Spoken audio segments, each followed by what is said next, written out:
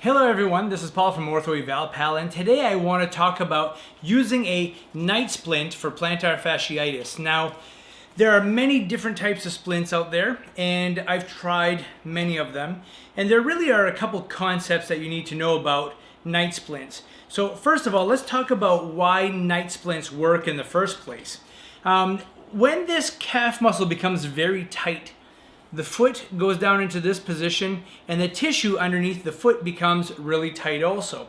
So that when you get up in the morning, what happens is you get this sudden pushback like this. The calf pulls in this direction, the plantar fascia pulls in this direction and causes a significant amount of pain at the bottom of the foot and even into the heel. That's why it's so common to have morning pain when you take your first couple steps, and it kind of loosens up and it starts to feel a little bit better when you have plantar fasciitis. So night splints can be very beneficial, and the research shows that there's a pretty high incidence of good response to using these.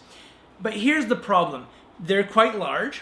They can be a little uncomfortable to use at night and just bulky in your bed. So it can take a while to get used to this. So what I usually tell people to do when they first get started with a night splint is don't try to wear it all night long.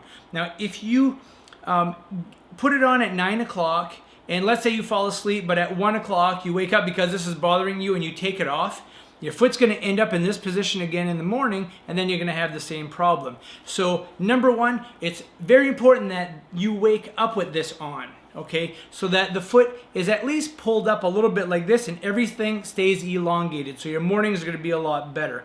So if you have to, set an alarm clock for 12, 1, maybe 2 o'clock in the morning, wake up, put the splint on, and then go back to sleep and wake up with this. And that will make a huge difference.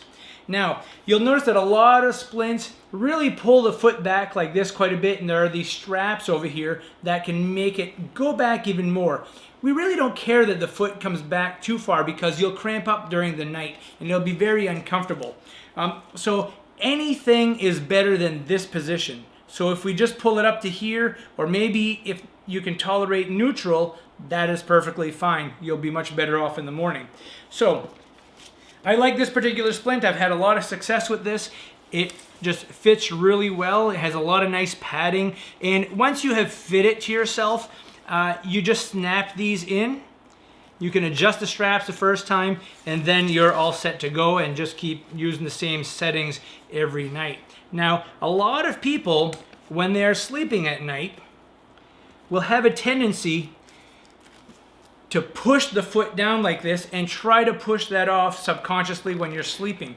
So one of the things I like to do is take a little extra washcloth and maybe put it under these two straps right here. It just keeps the heel into the brace a lot better. And like I said, these two side straps are meant to pull up this way to get the foot way up here. That's not comfortable. I don't worry about that. So I really loosen these up and just let the brace hold the person in a neutral position. So this is how you use a night splint, and make sure that you wake up with your night splint on. That's the most important thing. You might take a few days to get used to it. That's okay. And remember, you don't have to put this foot way up here. As long as it is not pointing all the way down, you'll have good success using a night splint. Folks, if you like this video, please give us a thumbs up. I'd really appreciate it. And be sure to subscribe to our channel. Thank you.